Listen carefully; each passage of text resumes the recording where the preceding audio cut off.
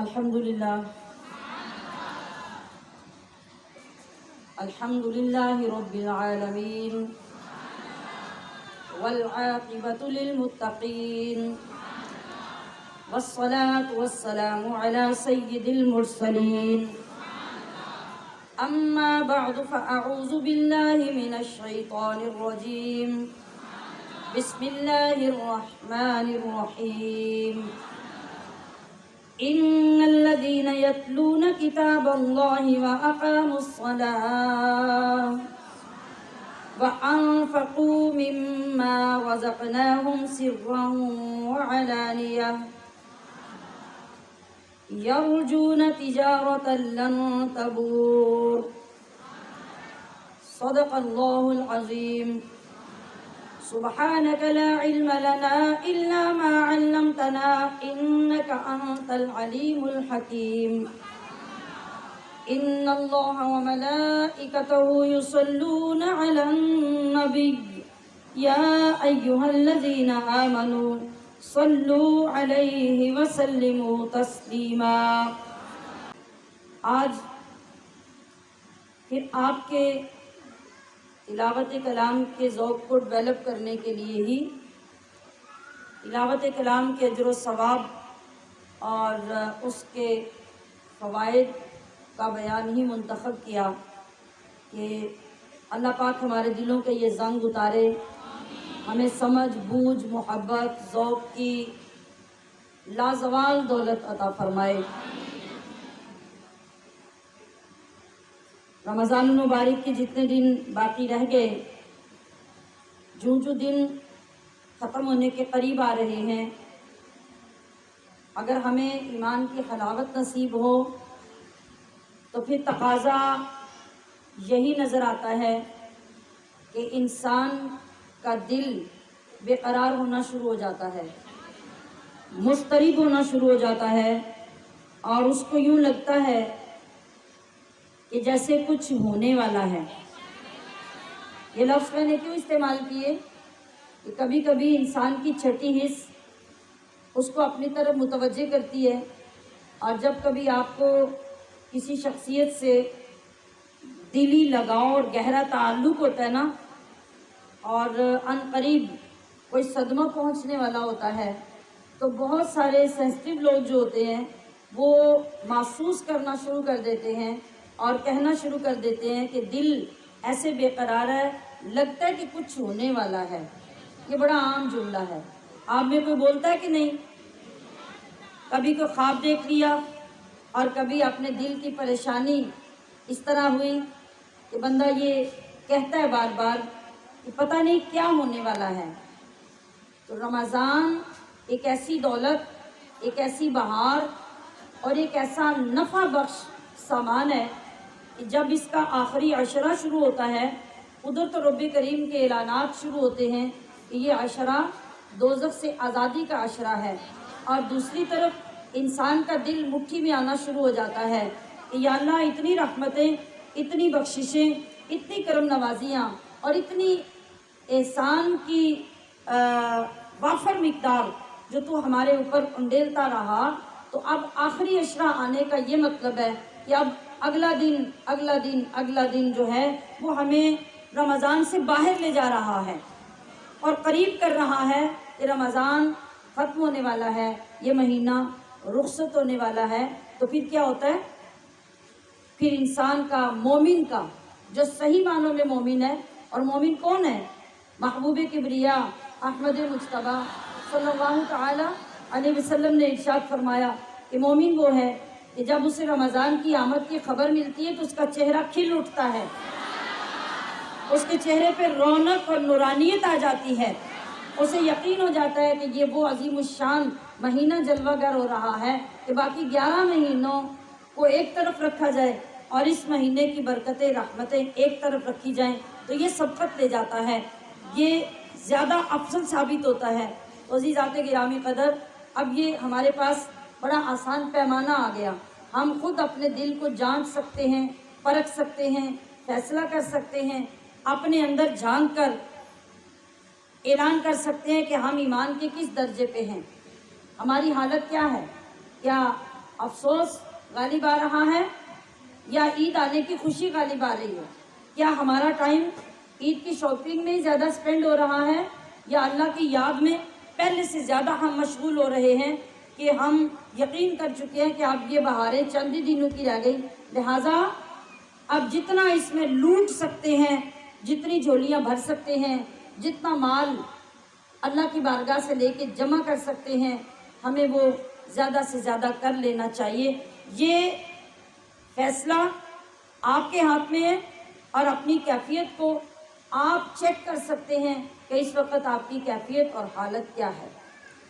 تو بہرکیف اس عظیم الشان کتاب اور اس ماہ مبارک کی قدر اور اعزاز میں ہمارے لیے سعادت کیا ہے کہ ہم اپنے رب کے حضور اس لاریب کتاب کے محبت کی نسبت سے یہ عرض کریں کہ یا الہی روز و شب توفیق احسان دے مجھے،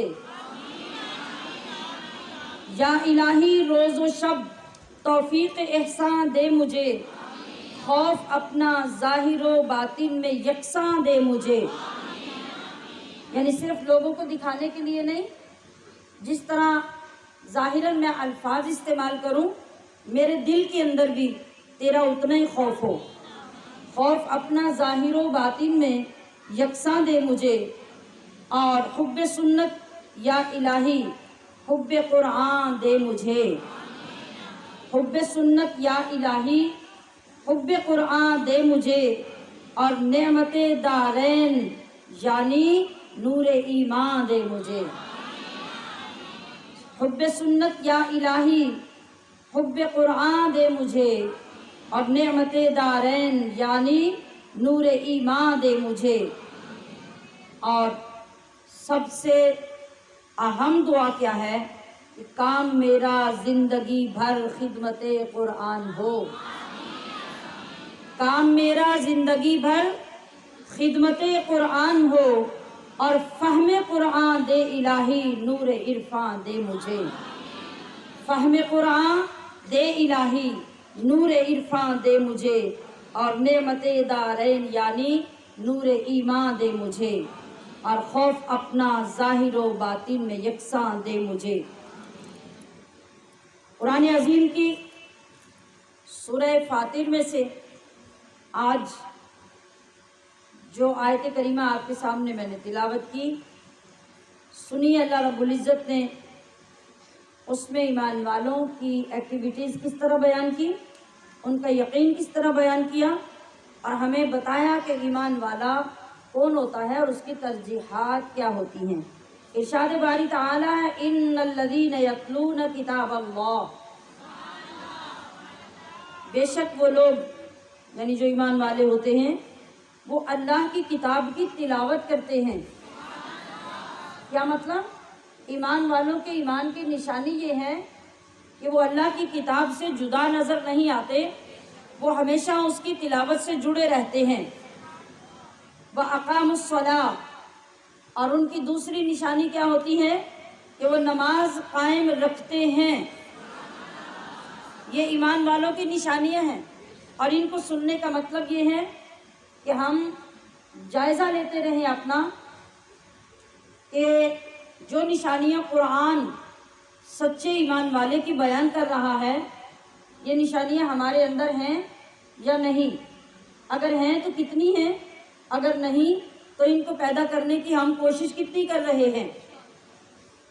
یتلون کتاب اللہ ایک نشانی، واقاموا الصلاۃ دوسری نشانی، کتاب اللہ کی تلاوت میں مشغول رہتے ہیں اور نمازیں قائم رکھتے ہیں۔ وَأَنفَقُوا مِمَّا رَزَقْنَاهُمْ، اور ہمارے دیے ہوئے میں سے وہ ہماری راہ میں خرچ کرتے ہیں۔ یہ بھی ایمان والوں کی نشانی، جس کے بارے میں تفصیلاً کل کی گفتگو میں ماشاءاللہ آپ نے سماعت فرمایا۔ اور وہ خرچ کرتے کیسے ہیں، طریقہ کیا ہوتا ہے؟ سرًّا وعلانیةً، وہ چھپا کر بھی خرچ کرتے ہیں، دکھا کر بھی خرچ کرتے ہیں۔ اور یہ میں نے عرض کیا تھا کہ یہ نیت پہ ڈیپینڈ کرتا ہے، آپ کس نیت سے دکھا کے دے رہے ہیں اور کس نیت سے؟ چھپا کر پھر دوسرے طریقوں سے لوگوں کے اندر تشہیر کر رہے ہیں، تو وہ چھپانا بھی ضائع ہو گیا۔ تو طریقہ کیا ہے دونوں صورتوں میں؟ سرًا و علانیۃً، چھپا کر بھی دیں اور دکھا کر بھی دیں۔ چھپا کر اس لیے دیں کہ آپ کے اندر اخلاص زیادہ پیدا ہو اور اپنے نفس کی خلاف ورزی پیدا ہو۔ نفس کیا چاہتا ہے؟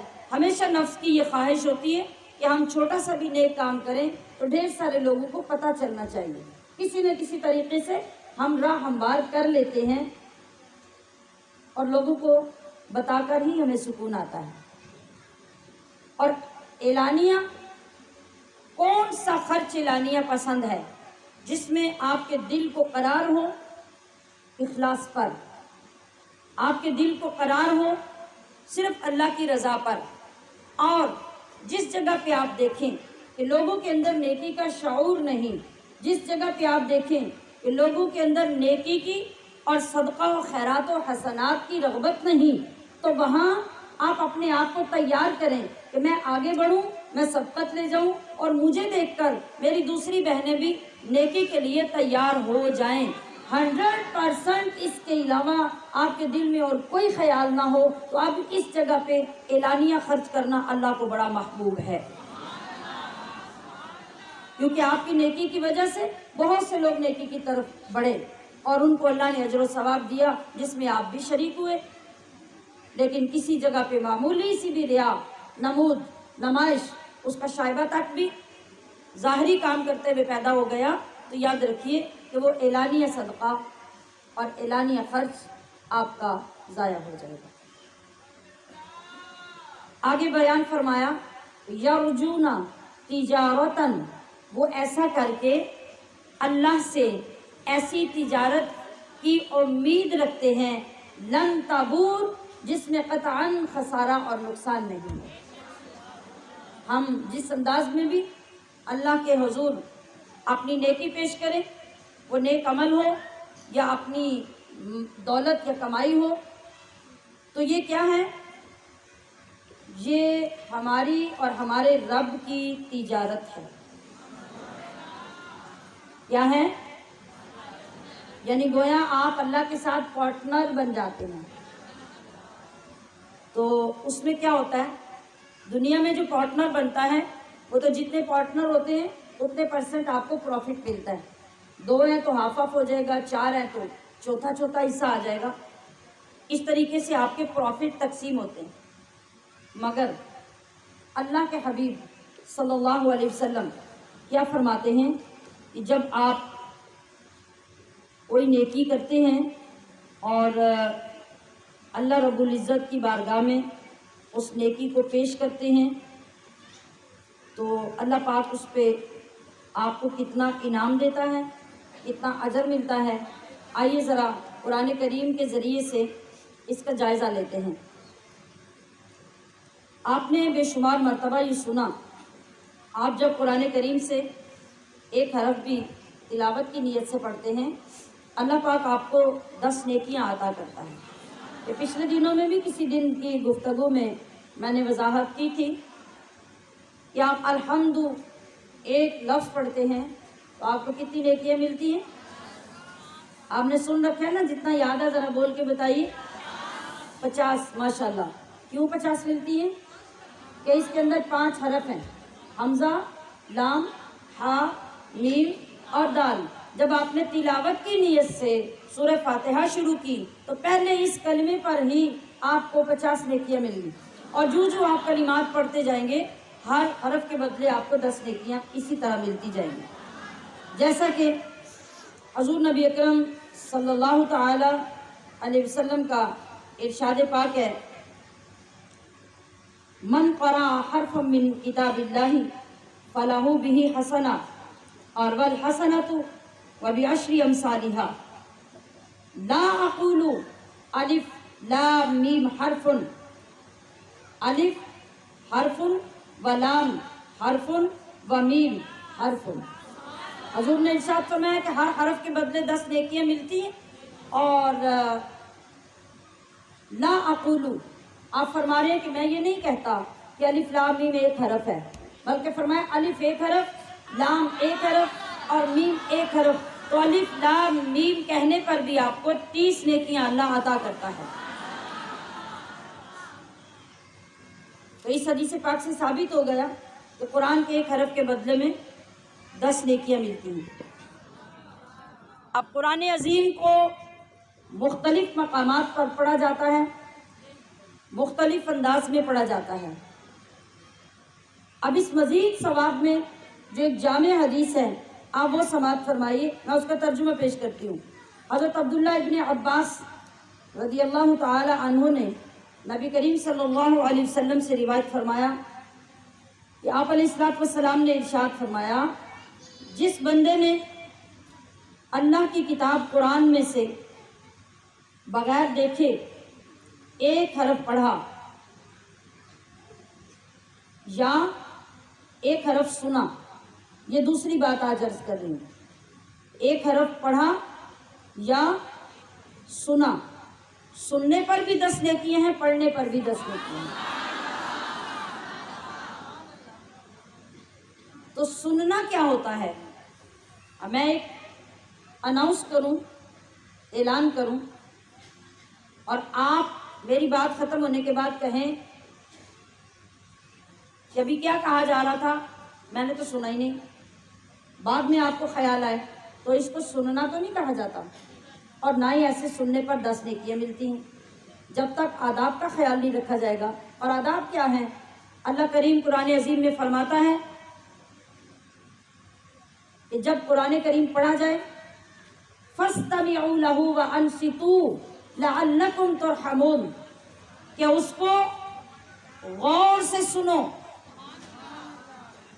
اور خاموش رہو، قرآن سننے کے درمیان گفتگو نہ کرو، تو اس کا بدلہ تمہیں کیا ملے گا؟ لَعَلَّكُمْ تُرْحَمُونَ، اللہ تم پہ رحم نازل فرمائے گا۔ تو یہاں آپ نے کیا سنا کہ غور، توجہ اور محبت سے قرآن سننے والے کو بھی اتنی نیکیاں اور پڑھنے والے کو بھی اتنی نیکیاں عطا کی جاتی ہیں۔ اور اس کے بعد ایک کام اور بھی ہوتا ہے، نیکیاں تو ملی، مگر جتنی نیکیاں ملی اگر محبت سے سنا تو اللہ رب العزت نے آپ کے اتنے گناہ بھی مٹا دیے۔ 10 نیکیوں کا اندراج ہوا، اور دوسری طرف جو گناہ لکھے ہوئے تھے وہاں 10 گناہوں پر قلم پھیر دیا گیا۔ اب ایک ایک چیز کو ذرا اپنے اندر اتارتے جائیے اور محسوس کرتے جائیے کہ یہ کتاب کتنی عظیم الشان ہے، اس کے کتنے مقام و مرتبے ہیں، اور ہمارے لیے کتنی بڑی رحمت اور اللہ کا کتنا بڑا انعام ہے۔ اب اس کے بعد ایک طریقہ قرآن کریم پڑھنے کا اور ہوگا، وہ کیا ہے کہ جس نے اللہ کی کتاب کا ایک حرف نماز کے دوران بیٹھ کر تلاوت کیا۔ کچھ لوگ کھڑے ہو کے نماز نہیں پڑھ سکتے نا، اور بیٹھ کر نماز پڑھنے کی خاص طور پہ جیسے نوافل ہیں، تہجد ہے، آپ اگر کھڑے ہو کر نہیں پڑھ سکتے تو آپ کو اجازت ہے، آپ بیٹھ کر پڑھ سکتے ہیں۔ تو اللہ کے نبی فرما رہے ہیں کہ جو شخص نماز کے اندر، پہلے کہاں تھا جیسے ابھی ہم تلاوت کر رہے ہیں نماز کے باہر، اب نماز کے اندر بیٹھ کر جو بندہ تلاوت کرے گا اس کے لیے جہاں پر 10 نیکیاں مل رہی تھی اب 50 نیکیاں ہو گئی۔ جو لوگ سونے کی کوشش کر رہے ہیں ان کے کان میں سبحان اللہ کہیں جی۔ اور اب ضابطہ آپ بتائیے کہ 50 نیکیاں اگر ملی تو ادھر کیا ہوگا؟ اونچی بولے، مجھے دیکھ کے بتائیں، اس طرف کیا ہوگا؟ 50 گناہ معاف ہو جائیں گے اور 50 درجے بھی بلند کر دیے جائیں گے۔ اب اس سے بہتر حالت کی طرف بڑھیے، اور جو شخص الحمدللہ تندرست ہے، صحت مند ہے، خشوع و خضوع کے ساتھ کھڑے ہو کر نماز ادا کر سکتا ہے، اب اللہ کے نبی فرما رہے ہیں کہ جو شخص اس حالت میں قیام میں نماز کے اندر قرآن کریم کی تلاوت کرے گا تو اب ریٹ اتنا بڑھ جائے گا کہ قرآن نماز کے اندر کھڑے ہو کے پڑھنے والے کو 1 حرف کے بدلے میں 100 نیکی عطا کی جائے۔ اب 100 نیکی ملے گی تو ادھر کیا ورکنگ ہوگی؟ 100 گناہ معاف ہوں گے اور 100 درجے بلند ہوں گے۔ تو جس شخص نے قرآن کریم مکمل کیا، اللہ تبارک و تعالیٰ ختم قرآن کے وقت، یعنی جب آپ نے آخر پر سورۃ والناس پڑھی، الحمد سے شروع کیا تھا، جب بھی کیا تھا، جتنے عرصے بعد بھی آپ کا قرآن مکمل ہوا۔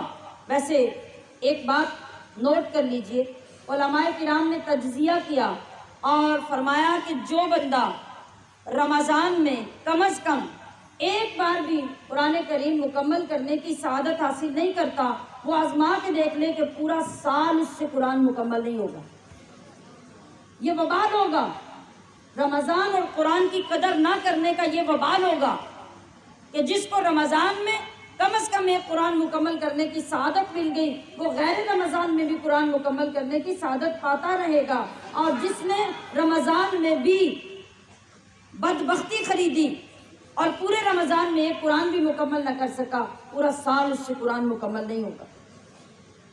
اب کیا بتایا جا رہا ہے کہ جس کا جب قرآن مکمل ہو جائے اور اس وقت ایک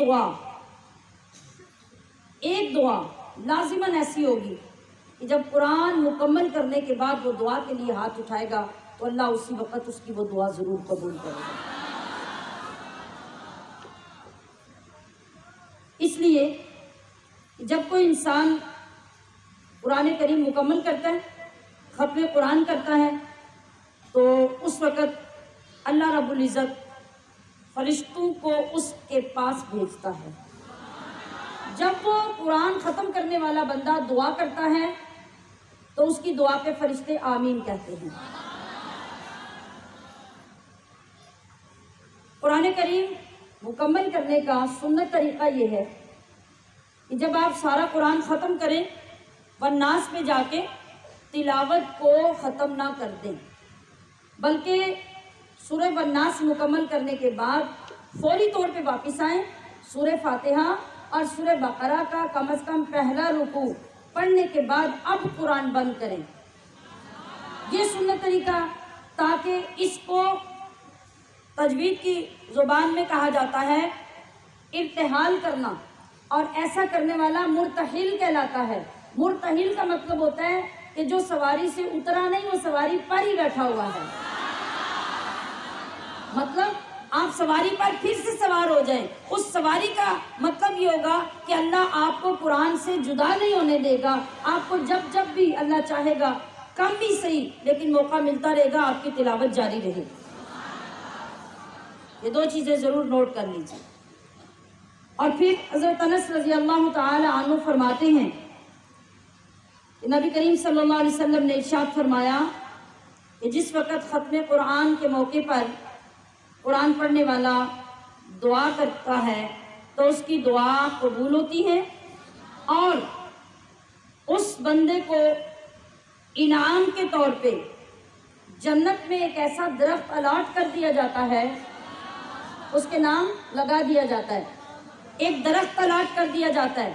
فرماتے ہیں کہ اگر کوئی کوا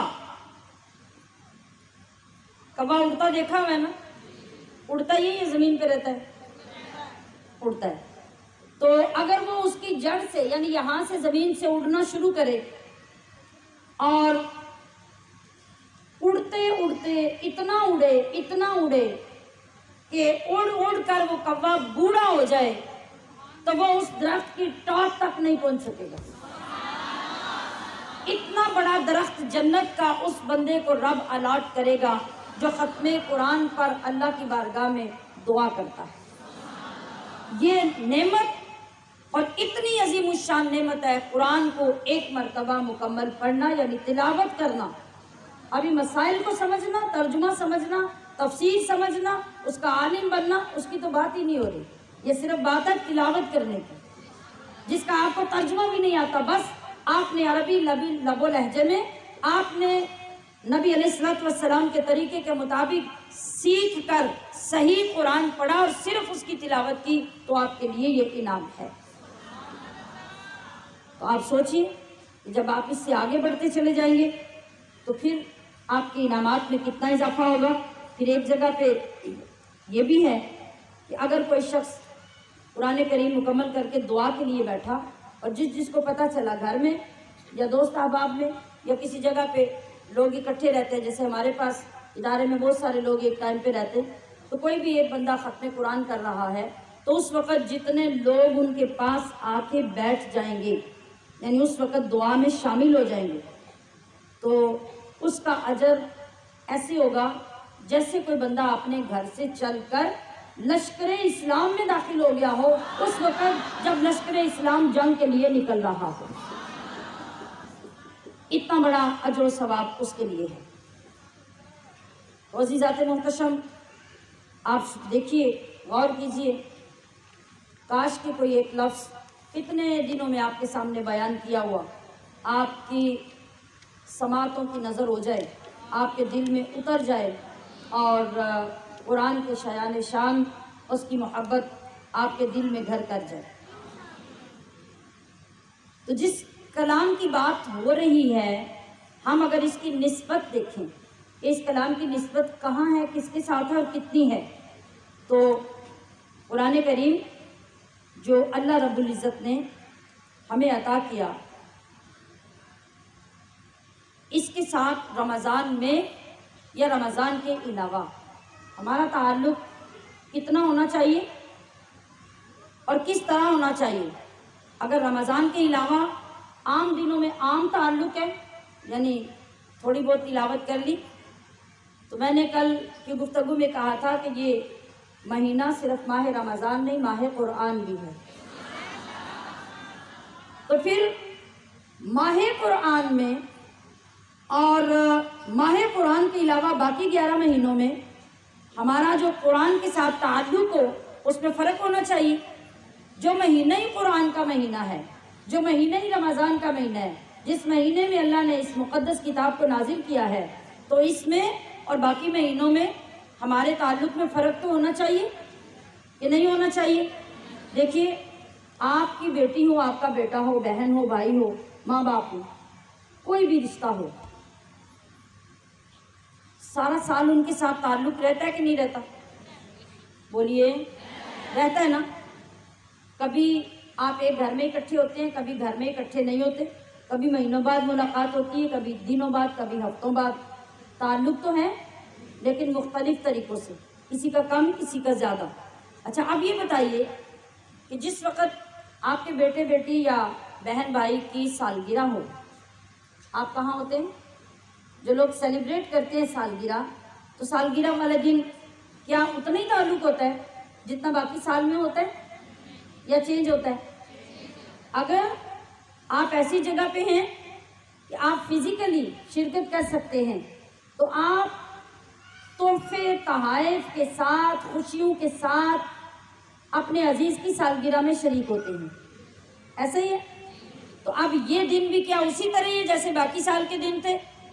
اگر آپ فزیکلی نہیں آ سکتے تو پھر بھی آپ اپنے رشتے کی اہمیت کے مطابق یا کیش تحفے کے لیے آپ بھیجتے ہیں باہر سے، یا پھر فون کے ذریعے، ویڈیو کال کے ذریعے کسی نہ کسی طریقے سے آپ سیلیبریٹ ضرور کرتے ہیں، مبارکباد دینے کے لیے، وش کرنے کے لیے آپ ضرور اس مجلس میں شامل ہو جاتے ہیں۔ تو پتہ چلا کہ جو سالگرہ کا دن ہے اس دن تعلق کی نوعیت بالکل جدا ہوتی ہے۔ سالگرہ کے دن خوشی کی ملاقاتوں کا سلسلہ ہوتا ہے، انعامات اور تحفے تحائف کی ملاقاتوں کا سلسلہ ہوتا ہے۔ تو ہمیں یہ نہیں بھولنا چاہیے کہ 11 مہینے قرآن کے ساتھ ہمارا تعلق جیسا بھی رہے وہ رہے، مگر رمضان قرآن کی سالگرہ کا مہینہ، رمضان قرآن کی سالگرہ کا مہینہ ہے۔ تو پھر ہمیں اسی طریقے سے رمضان کو سیلیبریٹ کرنا چاہیے جس طرح آپ اپنے بیٹے یا بھائی کی سالگرہ کو سیلیبریٹ کرتے ہیں۔ اتنا تعلق پورے رمضان میں ہمارے قرآن کے ساتھ ہمارا ہونا چاہیے۔ کیوں؟ کہ ہمارے فخر کے لیے یہ بات کم نہیں کہ قرآن مجید افضل الکتب ہے. ساری دنیا کی کتابوں سے افضل کتابیں کون سی ہیں؟ جو اللہ کی کتابیں ہیں. اور ان ساری کتابوں میں سے بھی افضل کتاب کون ہے؟ قرآن مجید. اور اس افضل ترین کتاب کو لے کے آنے والا وہ کون ہے؟ وہ افضل الملائکہ ہے، وہ فرشتوں میں سب سے افضل ہے. اور جس رسول پر یہ کتاب نازل ہوئی ہے وہ افضل الرسل ہے، وہ سارے رسولوں میں افضل رسول ہے. اور قرآن کریم نے خود اپنی شان کیسے بیان کی؟ وَإِنَّهُ لَتَنزِيلٌ مِّن رَّبِّ الْعَالَمِينَ. یہ کتاب ایسی کتاب ہے جو کسی آدمی نے یا کسی عہدیدار نے یا کسی بادشاہ نے نہیں بھیجی، بلکہ مِّن رَّبِّ الْعَالَمِينَ، یہ سارے جہانوں کے رب نے یہ قرآن بھیجا ہے. اور نزل بہ الروح الامین، اس کو روح الامین یعنی جبریل لے کر نازل ہوئے ہیں. علی قلبک لتکون من المنذرین، اے حبیبی آپ کے قلب مقدس پر کتاب نازل ہوئی ہے تاکہ آپ اس کے ذریعے سے لوگوں کو آخرت کے برے انجام اور اللہ کے عذاب سے ڈرائیں. بلسان عربی مبین، اور جس زبان میں یہ کلام نازل ہوا ہے، یہ قرآن نازل ہوا ہے، وہ زبان دنیا بھر کی زبانوں سے افضل زبان ہے. اور ذرا اپنے اوپر اب نظر کیجئے، جس امت پر نازل ہوا وہ افضل الامم ہے، وہ ساری امتوں سے افضل امت ہے. تو عزیزات محترم، انسان تو انسان ہے، وہ تو افضل ہے ساری مخلوقات میں سے، افضل الاقوام ہے، اور کیا ہے وہ ساری مخلوقات میں سے اللہ پاک نے اس کو اعلیٰ مقام عطا فرمایا ہے. یہاں تو قرآن کی شان اور قرآن کی تاثیر کا عالم یہ ہے. میں نے کیا لفظ بولا؟ اتنی آواز نہیں چلے گی. کیا لفظ بولا میں نے؟ قرآن کی، اونچی بولیں، قرآن کی تاثیر. کیا بولا؟ جو چیز آپ کے اندر اثر پیدا کرتی ہے، قرآن کی تاثیر کا عالم تو یہ ہے کہ اللہ کے محبوب دانائے غیوب ہمارے محبوب صلی اللہ علیہ وسلم قرآن کی تلاوت کر رہے ہیں، نماز فجر پڑھائی جا رہی ہے، جنوں کا ایک وفد وہاں سے گزرتا ہے، قدم رک جاتے ہیں، اور جب رک کر محبوب کریم علیہ السلام کی زبان اقدس سے اس قرآن کی تلاوت سنتے ہیں تو اٹھائیے سورہ جن کھولیے. قرآن فرماتا ہے اِنَّا سَمِعْنَا قُرْآنًا عَجَبًا، کہ وہ جن بے ساختہ پکار اٹھے کہ یہ تو بڑا عجیب اور بڑا اعلیٰ کلام ہے جو آج تک ہم نے سنا نہیں، جو آج سن رہے ہیں. اور وہی موقع تھا کہ جب نبی علیہ السلام کی زبان اقدس سے قرآن کی یہ تلاوت سنی تو وہ سارے کا سارا وفد جنوں کا وہی نبی علیہ السلام کے ہاتھ پر بیعت کر کے مسلمان ہو گیا. قرآن کی تاثیر اس طرح جنوں کے اندر اتری کہ ان کو مسلمان ہونے پہ مجبور کر دیا. حبشہ کا بادشاہ نجاشی بادشاہ، جس کی مجلس میں پہلی مرتبہ مکہ سے ہجرت کرنے والے مسلمانوں نے قرآن پڑھا تو اس کی تاثیر کا عالم یہ تھا، اس کے دل کے اندر اس کی تاثیر یوں ہوئی کہ ادھر قرآن سنا، آنکھوں سے آنسو جاری ہوئے اور دل کی گہرائیوں سے اسلام کو قبول کر لیا. اور سب سے بڑی جو قابل غور بات ہے وہ یہ ہے کہ اللہ رب العزت ارشاد فرماتا ہے لو انزلنا هذا القرآن على جبل لرأيته خاشعا متصدعا من خشیۃ اللہ. کہ لوگوں یہ جو قرآن تمہارے ہاتھوں میں ہے، یہ قرآن جو تمہارے گھروں میں ہے، یہ قرآن جو تمہارے سینوں میں محفوظ ہو جاتا ہے، اس کو معمولی مت سمجھو. یہ قرآن ایسا پرجلال، ایسا پرہیبت، ایسا عظیم الشان ہے کہ اگر ہم اس قرآن کو اصلی حالت میں پہاڑوں پر نازل کرتے تو کیا لرأیتہ، تم دیکھتے ان پہاڑوں کو کہ خاشعا متصدعا من خشیت اللہ، اللہ کے خوف سے ریزہ ریزہ ہو کے زمین میں بکھر جاتے۔ مگر اے انسان، تو اپنی فضیلت پہ ناز کر اور میرے محبوب کی رحمت پر ناز کر کہ تیرے محبوب کے ذریعے سے، اپنے محبوب کے قلب اقدس سے گزار کر تجھ تک جو قرآن بھیجا تو اس کی نورانیت سے تجھے نور علی نور کر دیا، تیرے اندر اتنی کیپیسٹی رکھ دی کہ تو نے اس قرآن کو محفوظ بھی کر لیا، اس قرآن کو سمجھ بھی لیا، اس قرآن کو برداشت بھی کر لیا۔ اسی مقدس کتاب کے لیے، اس کی محبت کے لیے، اس کی تلاوت سے فیض حاصل کرنے کے لیے آپ پچھلے پورے 18 دن سے 19 دن سے ماشاءاللہ اس پاک کلام سے جڑے ہوئے ہیں، اور اپنے دلوں کو کھول کر، اپنے سینوں کو پیش کر کے جب تک آپ اس کی طرف متوجہ نہیں ہوں گے، ہر روز میری یہ گزارش ہے، اس وقت تک کما حق ہوں ہم اس کے فیضان اپنے سینوں میں محفوظ نہیں کر سکیں گے۔ آئیے حسب معمول ہم بھی اپنے سینوں کو اس پاک کلام کی نورانیت سے روشن کریں، منور کریں۔ اللہ رب العزت ہمیں اس قرآن سے سچی محبت نصیب فرما دے۔ اعوذ باللہ من الشیطان الرجیم، بسم اللہ الرحمن الرحیم۔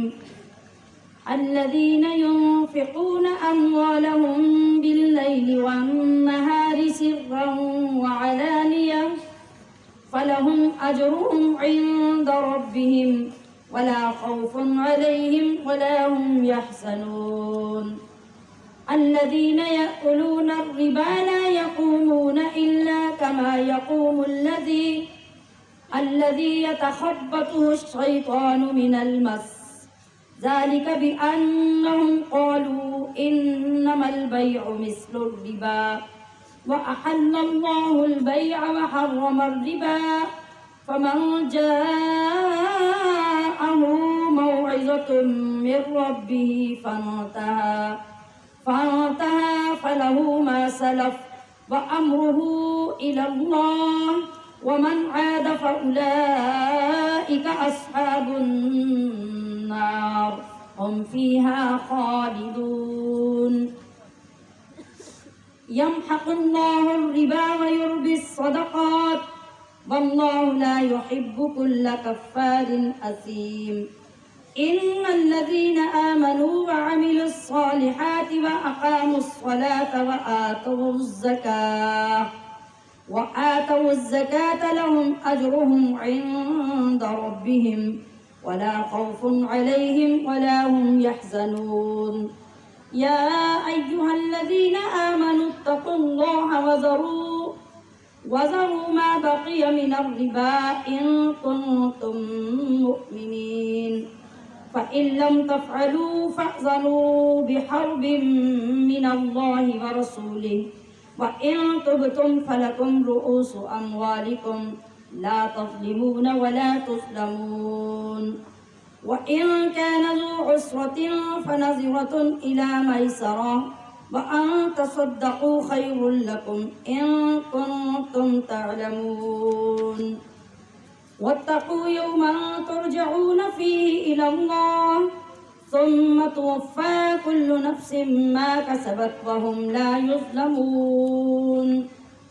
يا أيها الذين آمنوا إذا تداينتم بدين إلى أجل مسمى فاكتبوه وليكتب بينكم كاتب بالعدل ولا يأب كاتب أن يكتب كما علمه الله فليكتب وليملل الذي عليه الحق وليتق الله ربه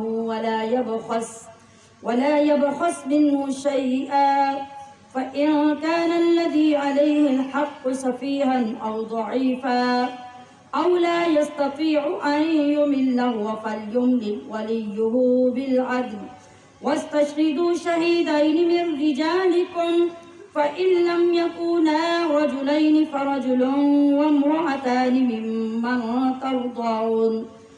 ممن ترضون من الشهداء أن تضل إحداهما فتذكر إحداهما الأخرى ولا يأبى الشهداء إذا ما دعوا ولا تسأموا أن تكتبوه صغيرا أو كبيرا إلى أجله ذلكم أقسط عند الله وأقوم للشهادة وأدنى ألا ترتابوا إلا أن تكون تجارة حاضرة تديرونها بينكم فليس عليكم جناح ألا تكتبوها وأشهدوا إذا تبايعتم ولا يضار كاتب ولا شهيد وإن تفعلوا فإنه فسوق بكم واتقوا الله ويعلمكم الله والله بكل شيء عليم لله ما في السماوات وما في الأرض وإن تبدوا ما في أنفسكم أو تخفوه يحاسبكم به الله فيغفر لمن يشاء ويعذب من يشاء والله على كل شيء قدير آمن الرسول بما أنزل إليه من ربه والمؤمنون كل آمن بالله وملائكته وكتبه ورسله لا نفرق بين أحد من رسله وقالوا سمعنا وأطعنا غفرانك ربنا وإليك المصير لا يكلف الله نفسا إلا وسعها لها ما كسبت وعليها ما اكتسبت ربنا لا تؤاخذنا إن نسينا أو أخطأنا ربنا ولا تحمل علينا إصرا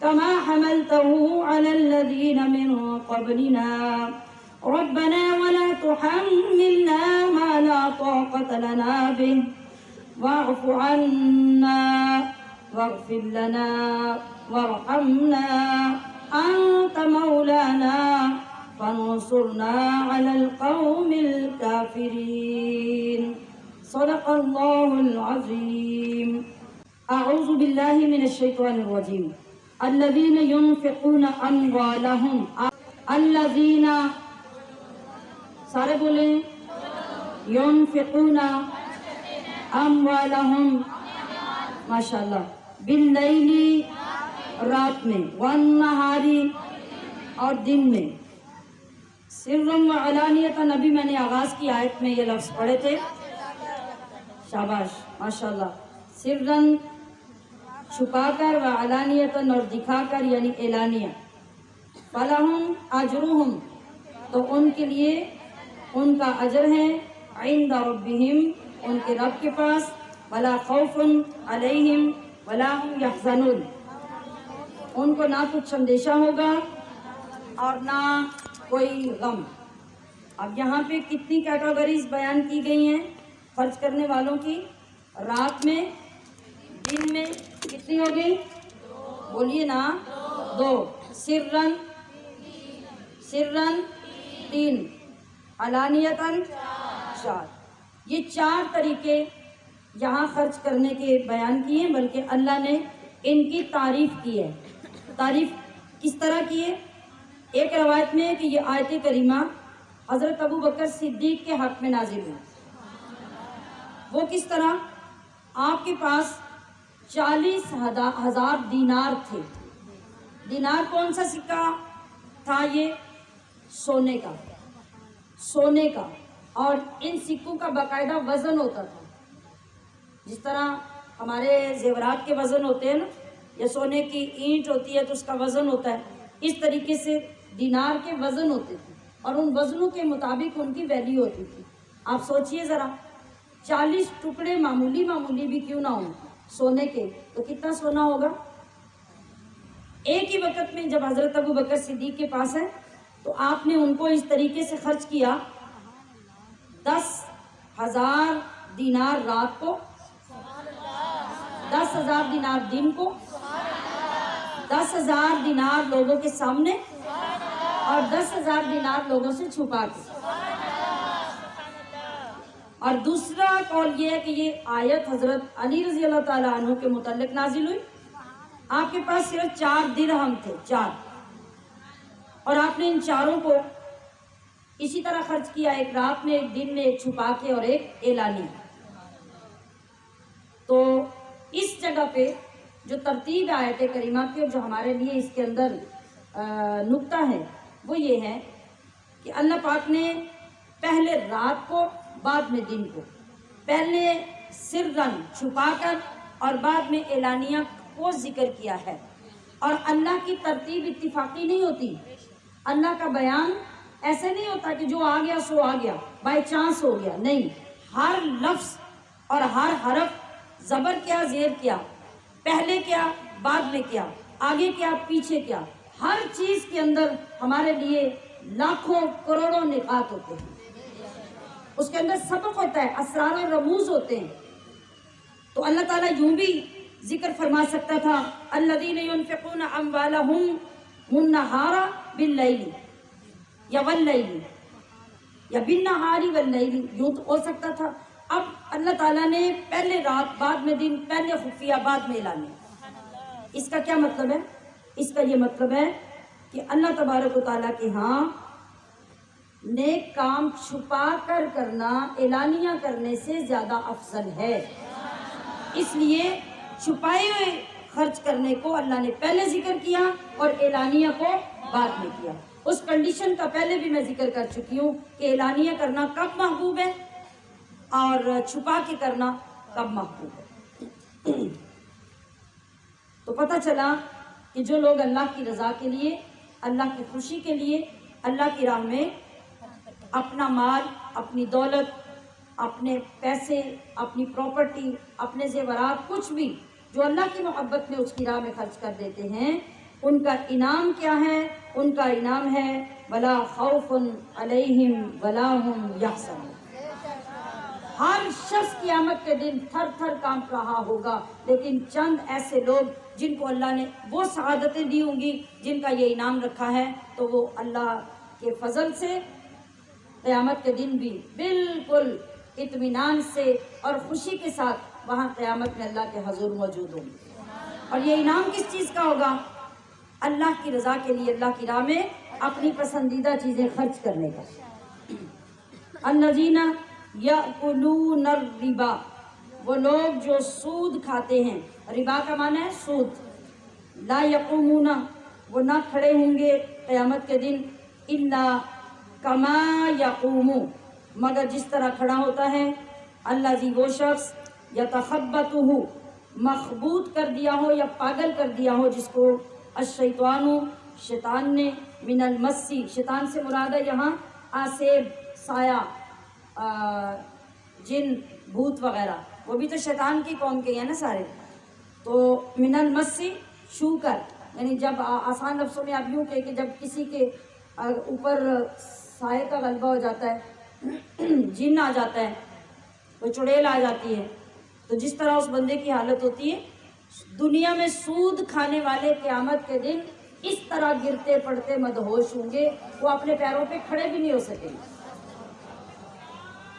ذالک بأنہم، یہ اس لیے کہ انہوں نے، قالو، کہا، جو سود کے منکر ہیں، اور جب اس کا حکم آیا صدقات و خیرات کا، تجارت کا، سود کا، تو اس وقت وہاں انکار کرنے والے لوگ یہ بولے کہ انما البیع، کہ بے شک بے یعنی تجارت بھی، مثل الربا، سودی کی طرح ہے، وَأَحَلَّ اللَّهُ الْبَيْعَ، تو کیا اللہ نے بے کو یعنی تجارت کو حلال کیا، وحرم الربا، اور سود کو حرام، فمن جاءہ موعظۃ، تو جسے آئی نصیحت، من ربہ، اس کے رب کے پاس سے، فانتہا، پھر وہ باز آ گیا، فَلَهُ مَا سَلَف، تو اس کو معاف ہے جو پہلے گزر گیا. یعنی زمانہ جاہلیت میں جو کوئی سود لے چکا ہے، اب اللہ یہ نہیں فرما رہا کہ وہ واپس کرو. یعنی اللہ تمہیں نقصان میں بھی نہیں ڈال رہا، بلکہ کمال لطف و کرم سے پچھلا کیا ہوا سارا معاف کر رہا ہے اور آئندہ کے لیے بچنے کا حکم دے رہا ہے. وَأَمْرُهُ إِلَى اللَّهِ، اور اس کا کام اللہ کے سپرد ہے. یعنی اب جو پیچھے ہو گیا اللہ نے اسے اپنے ذمہ کرم پہ لے لیا کہ اب اس کا تمہیں عذاب نہیں دے گا بلکہ اس سے معاف کر دے گا. لیکن جب یہ کس کے لیے ہے؟ یہ مسلمان کے لیے نہیں، یہ ان کافروں کے لیے تھا یا ان لوگوں کے لیے اسلام میں جو داخل تھے اور اسلام لانے سے پہلے کے جو معاملات تھے ان کو اس کا علم نہیں تھا، ان کے لیے یہ خصوصی رعایت تھی. آج ایک بندہ جس کے گھر میں قرآن بھی ہے، مسلمان بھی ہیں، مسلمانوں کی اولاد بھی ہے، اور وہ کہے کہ میں ساری زندگی سود کھاتا رہا، اب مجھے پتہ چلا تو پچھلا معاف ہو جائے، نہیں، جب تک وہ سچی توبہ نہیں کرے گا، اور حتی الامکان اگر وہ واپس کر سکتا ہے تو واپس نہیں کرے، یا کم از کم سچی توبہ نہیں کرے گا، تب تک معافی نہیں ملے.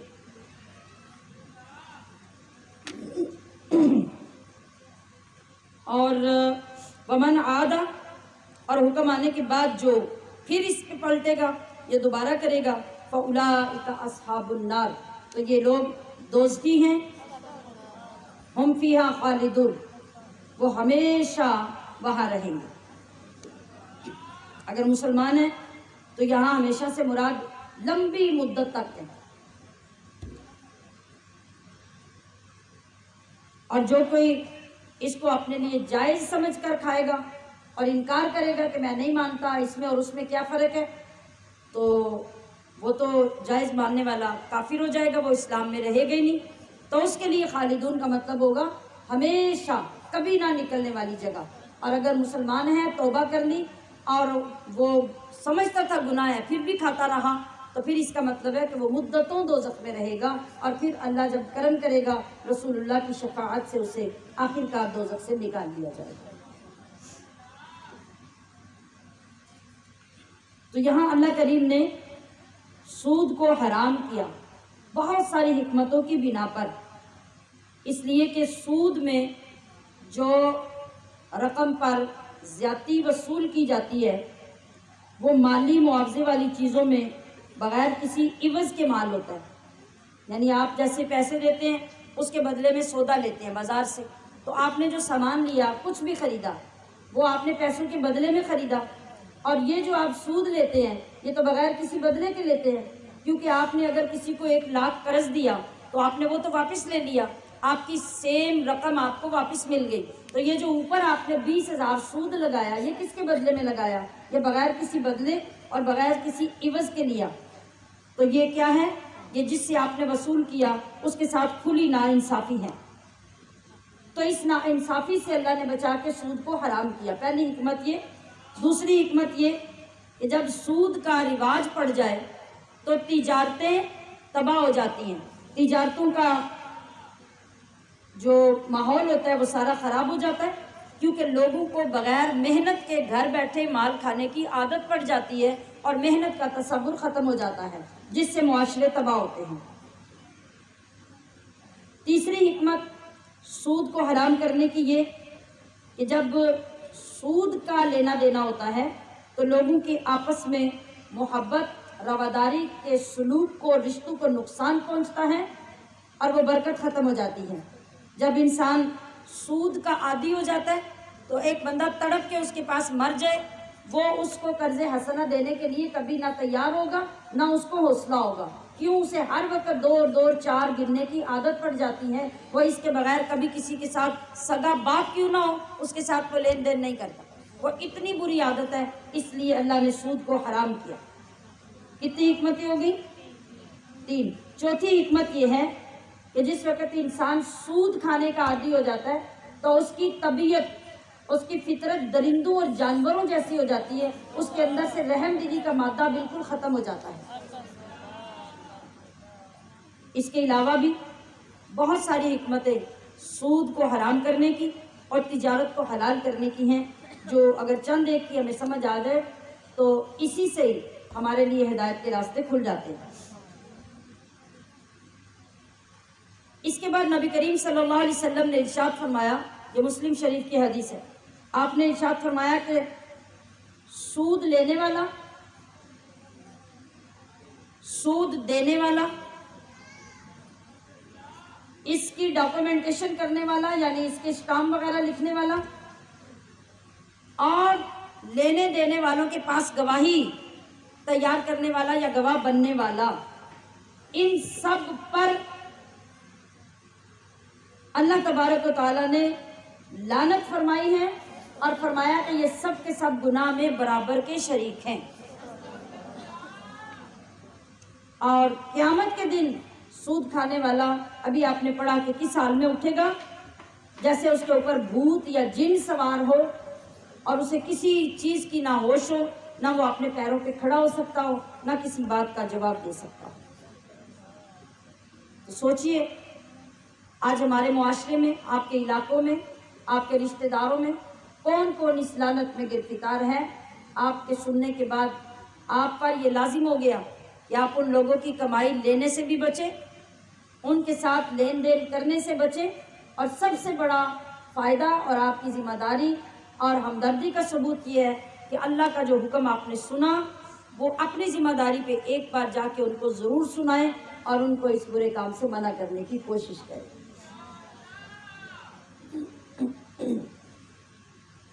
آگے فرمایا گیا کہ تجارت اور سود دونوں میں وضاحت دیکھنے والے کو تو لگتا ہے کہ کوئی فرق نہیں، وہاں بھی پروفٹ ہے یہاں بھی پروفٹ ہے، لیکن دیکھیں کہ وہ پروفٹ کیسے آ رہا ہے، یہ پروفٹ کیسے آ رہا ہے۔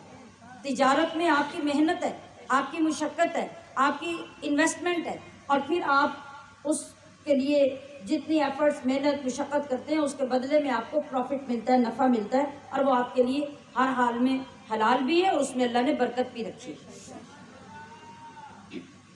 اور دوسری طرف سود کے کتنے نقصانات ہیں، ان میں سے چند میں نے آپ کے سامنے بیان کیے ہیں۔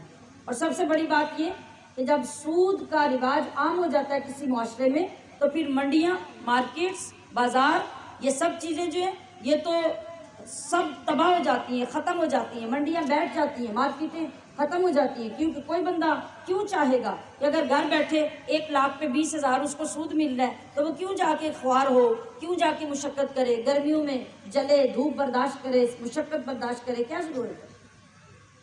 تو آپ دیکھ لیجئے کہ معاشرہ کس طرف جائے گا۔ یمحق اللہ،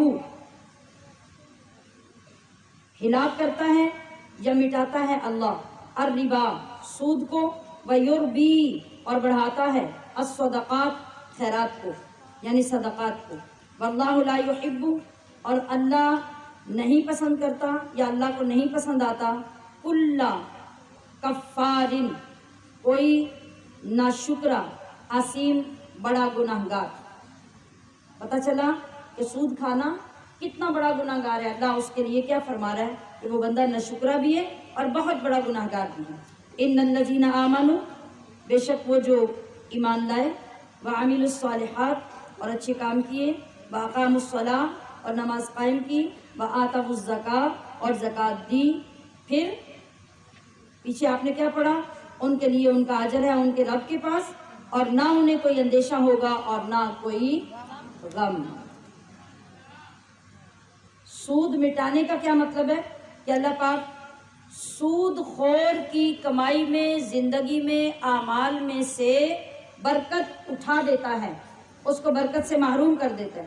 وہ ہزاروں چھوڑ کے لاکھوں، لاکھوں چھوڑ کے کروڑوں ایک مہینے کے کمائے، اللہ پاک کبھی اس کی کمائی میں برکت نہیں ڈالے گا، اس کی اولاد کو کبھی فرما بردار نہیں کرے گا، اس کی زندگی میں کبھی برکت نہیں آنے دے گا۔ اور سب سے بڑی بات، حضرت عبداللہ ابن عباس رضی اللہ تعالیٰ عنہ فرماتے ہیں، اللہ تبارک و تعالیٰ سود خور کی طرف سے نہ اس کا صدقہ قبول کرے، نہ اس کا حج قبول کرے، نہ اس کی طرف سے جہاد قبول کرے، اور نہ رشتہ داروں کے ساتھ کیا گیا حسن سلوک قبول کرے گا۔ یہ سب چیزیں اس کی ریجیکٹ کر دی جائیں گی۔ اور صحیح بخاری میں اس کے متبادل صدقے کے لیے کیا فرمایا، نبی علیہ الصلوۃ والسلام نے ارشاد فرمایا کہ جو شخص ایک کھجور کے برابر. کیا ویلیو ہے کھجور کی؟ فرمائے ایک کھجور کے برابر اللہ کی راہ میں اپنی حلال کمائی سے صدقہ کرے گا تو اللہ تو قبول ہی حلال کو کرتا ہے. اور پھر اس کے قبول کرنے کی شان کیا ہے؟ آپ کو بتایا گیا کہ آپ کا معمولی عمل بھی ضائع نہیں ہوتا، وہ اللہ کے ہاں محفوظ ہے. محفوظ ہے تو کس شان سے محفوظ ہے؟ وہاں ایسے محفوظ نہیں کہ آپ نے کھجور دی تو قیامت تک کھجور سنبھالی رہے گی، آپ نے 10 روپے دیے تو قیامت تک 10 روپے سنبھالے رہیں گے. نہیں، اللہ کے نبی فرماتے ہیں اللہ پاک کی شان سے تمہارے صدقوں کو قبول کرتا ہے کہ وہ اس صدقے کو صدقہ دینے والے کے لیے پالتا رہتا ہے.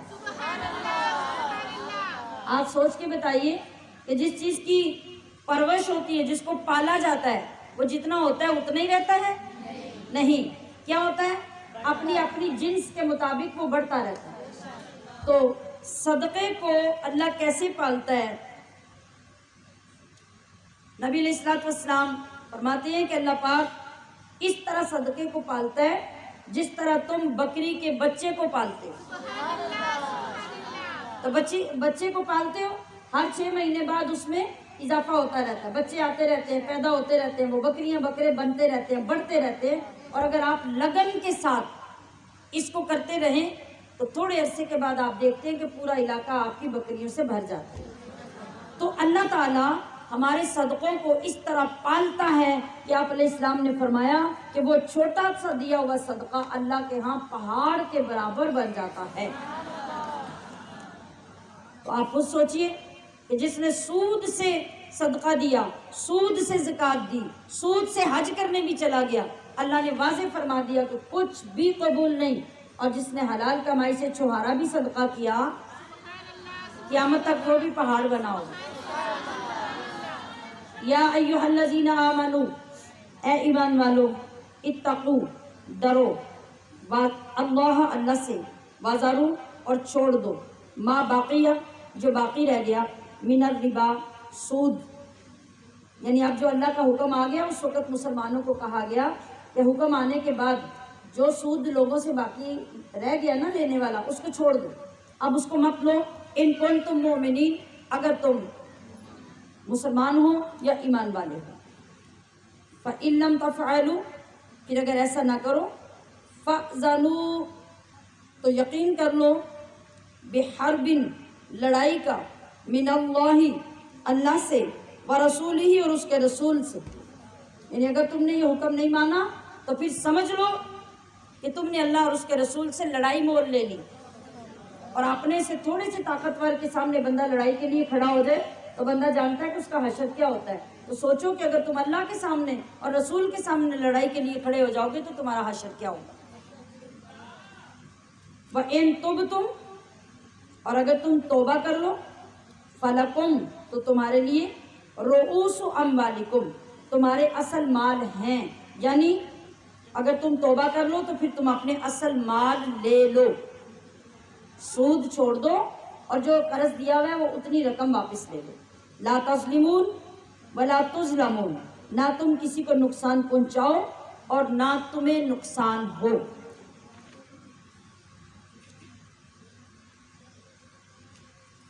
تو 2 جگہ پہ اللہ رب العزت نے قرآن کریم میں بندے کو چیلنج کیا ہے کہ پھر میرے ساتھ لڑائی کے لیے تیار ہو جاؤ، پھر میری تمہارے ساتھ جنگ ہوگی. کب؟ ایک اس وقت جو ابھی آپ نے بولا، یہ سنا کہ جب آپ سود لینا نہیں چھوڑتے تو گویا آپ اللہ کے ساتھ لڑائی کر رہے ہیں.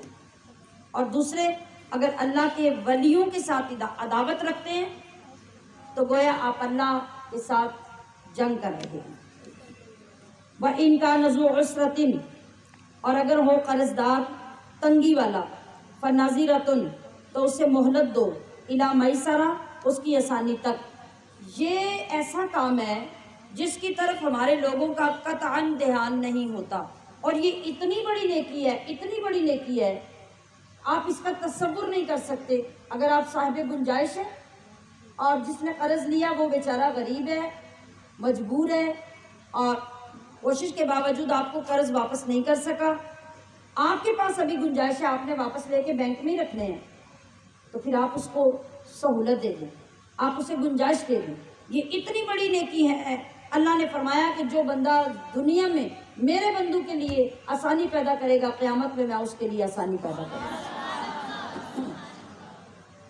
وَأَن تَصَدَّقُوا، اور یہ کہ تم بالکل وہ قرض چھوڑ دو، یعنی معاف کر دینا، خیر لکم، تمہارے لیے بہتر ہے، ان کنتم تعلمون، اگر تم جانو یا اگر تمہیں علم ہو۔ کیا مطلب؟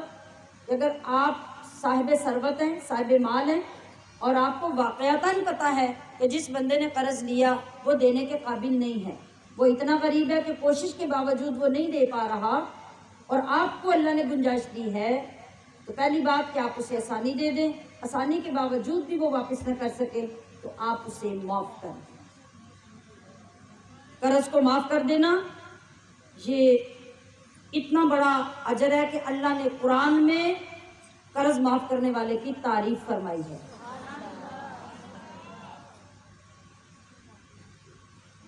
اور حضرت ابو قتادہ روایت کرتے ہیں، نبی علیہ السلام نے فرمایا، جو بندہ یہ چاہتا ہے نا کہ اللہ قیامت کی تکلیفیں مجھ سے معاف کر دے، قیامت کا عذاب مجھ سے معاف کر دے، تو وہ کیا کرے؟ وہ دنیا میں کسی غریب کو یا قرض کی مہلت دے دے، اور اگر ممکن ہے تو اس کو قرض معاف کر دے۔ اس کا بدلہ قیامت میں رب آپ کو یہ دے گا کہ قیامت کی ساری تکلیفیں اللہ آپ کی معاف کر دے۔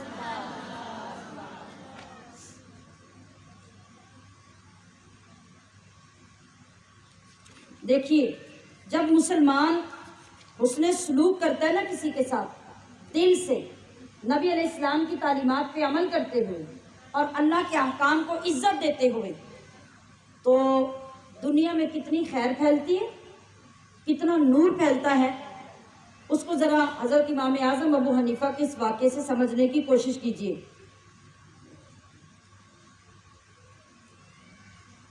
حضرت امام اعظم کے گھر کے قریب ایک مجوسی رہتا تھا، اسے ضرورت تھی، ایک مجوسی رہتا تھا، اور حضرت امام اعظم ابو حنیفہ کا کچھ مال قرض تھا اس کے پاس، اس نے قرض لے رکھا تھا۔ آپ نے کوشش کی کہ میں مجوسی کے گھر جاؤں اور جا کے اپنے قرض کی وصولی کرنے کا اس سے اظہار کروں۔ جب حضرت امام اعظم اس مجوسی کے دروازے پہ پہنچے نا، تو گھر کے قریب ابھی پہنچے تھے کہ گلی میں کوئی نجاست تھی، ناپاکی تھی، وہ آپ کے جوتے کو لگ گئی، حضرت امام اعظم کے جوتے کو وہ ناپاکی نجاست لگ گئی۔ آپ نے وہ نجاست اتارنے کے لیے جوتے کو جھاڑا۔ کیا کیا؟ جوتے کو جھاڑا۔ جب تھوڑی زیادہ مقدار میں نجاست لگی ہے تو آپ کسی چیز کو، دونوں جوتوں کو آپس میں یا اس طرح کر کے جھاڑیں گے تو نجاست آگے پیچھے بھی تو لگ سکتی ہے، آپ کے کپڑوں پہ یا دیگر کسی جگہ پہ یا دیوار پہ یا کسی جگہ پہ۔ آپ نے جب جوتا جھاڑا تو اس کی وجہ سے جوتے کے ساتھ لگی نجاست کا کچھ حصہ اڑ کر مجوسی کی دیوار کے ساتھ لگا۔ توجہ ہے نا؟ بڑی غور سے بات سنیے گا۔ مجوسی کی دیوار کے ساتھ جب نجاست لگی تو حضرت امام اعظم پریشان ہو گئے۔ کس وجہ سے؟ کہ مجوسی کے گھر کی دیوار ہے، مجوسی نے آپ کا قرض دینا ہے، اور اس کی دیوار کے ساتھ آپ سے نجاست لگ گئی۔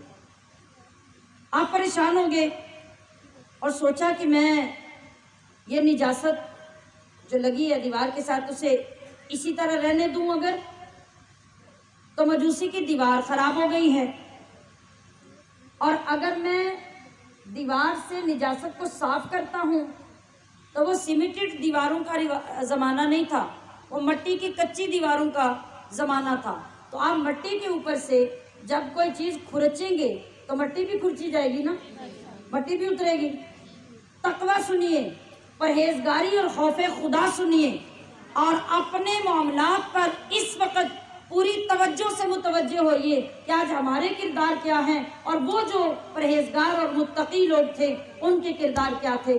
آج ہماری زندگیوں سے ہمارے پڑوسیوں کو کتنی تکلیفیں اور کتنی اذیتیں، اور جن کے اوپر ہم نے زندگی میں کبھی احسان کیا ہوتا ہے، ساری زندگی ہم ان کو سر اٹھا کے چلنے نہیں دیتے، اور ان لوگوں کے کردار کیا تھے.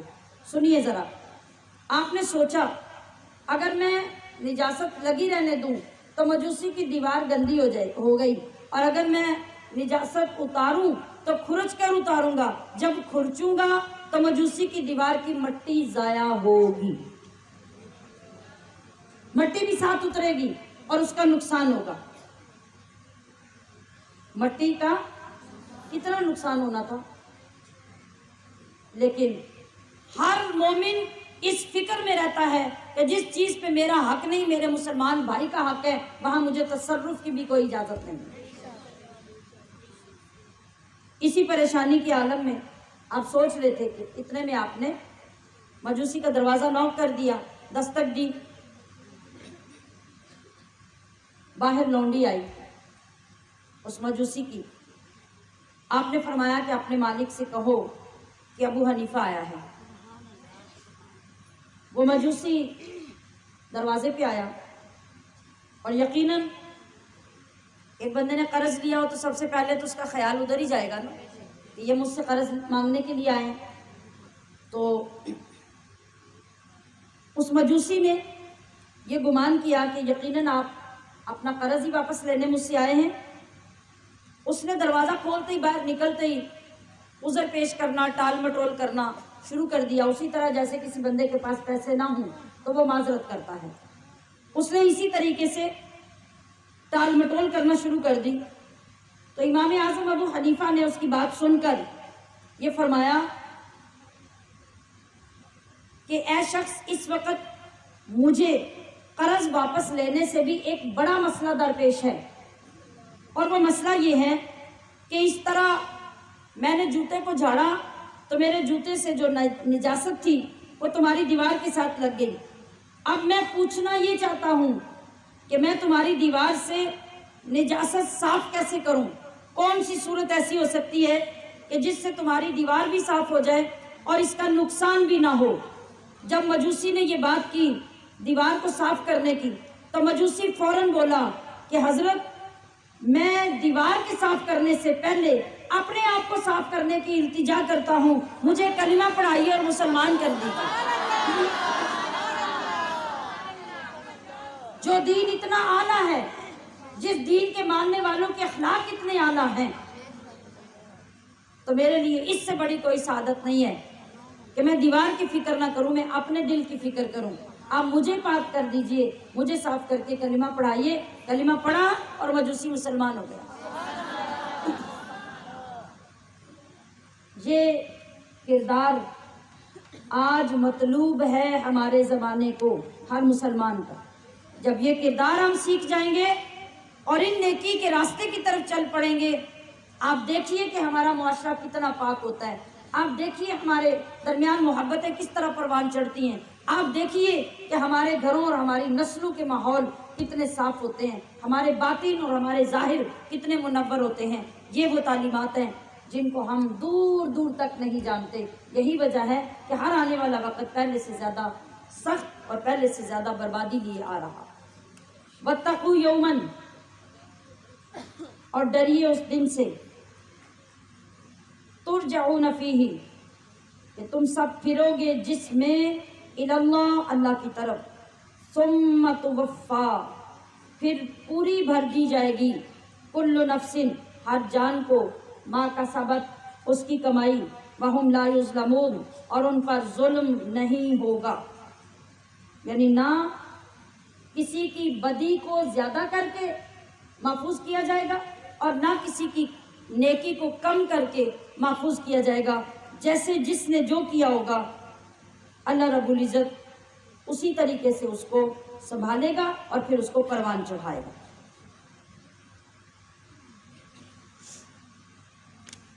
یا ایھا الذین آمنوا، اے ایمان والو، اذا تداینتم، جب تم کرو، بدین، لین دین کسی دین کا، الی اجل مسمى ایک مقررہ مدت تک، فاکتبوہ تو اس کو لکھ لو،